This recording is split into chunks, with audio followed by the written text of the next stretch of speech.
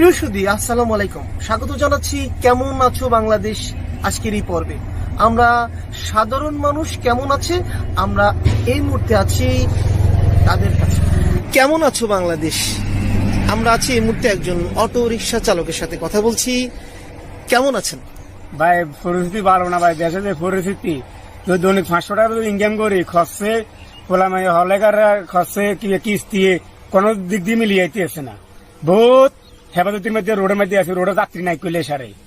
এই রোডের মধ্যে নিন 500 গাড়ি আছে, এই 500 গাড়ির মধ্যে যাত্রী কয়জনে হয়? কিস্তি সংসার হলে করার ডাক্তার গোবরি আছে, কিচ্ছু দিতে পারি না। এরকম কষ্টের মধ্যে আছি। এই যে বাজারটা যে পরিস্থিতি, কি চাইলে 1 কেজি কিনতে দিলে 80 টাকা লাগে, আটা 1 কেজি কিনতে দিলে 70 টাকা, মধ্যে 1 কেজি কিনতে দিলে 100 টাকা, চিনি 1 কেজি 120 টাকা, সোয়াবিন 1 কেজি কিনতে দিলে 250 টাকা। আমার মতো দিন মজুরিরা এত টাকা খরচ দিয়ে আর কি টাকা দিই, এটি খাইবার মতো সম্ভব আমার আসেনি। 1 কেজি তরকারি কিনতে দিলে 100 টাকা, 1 কেজি টমেটো কিনতে গেলে ভাই তো 150 টাকা 200 টাকা কেজি। আমরা খাইতে মারি 1 কেজি মাছ কিনতে গেলে 250-300 টাকা। এটা আমার মতো দিন মজুরি খাইতে মারি কিনে দিই। যে পরিস্থিতি যাচ্ছে বাংলাদেশের, এটা বলার বাইরে কবির মতন না। কি কইম ভাই, আনগর দুঃখের কথা না খাই একমাত্র দিন যদি রোডের মধ্যে হইতে হয়, ওই একমাত্র উপবাস থাকি রোডের মধ্যে। কবির মতো কোনো পরিস্থিতি আঙ্গুর নাই।